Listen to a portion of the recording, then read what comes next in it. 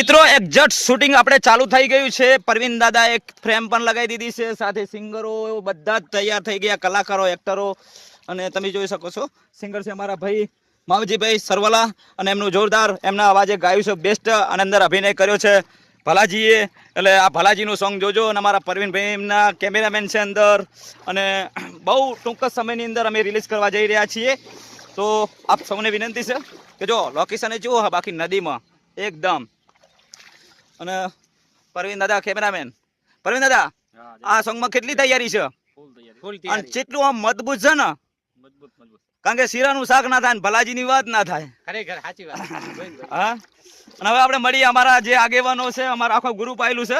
કારણ કે આ ગ્રુપ એવું કરે કે સેવાય કરણ, એમ કહેવાય કે હા એકબીજાને સપોર્ટ કરે.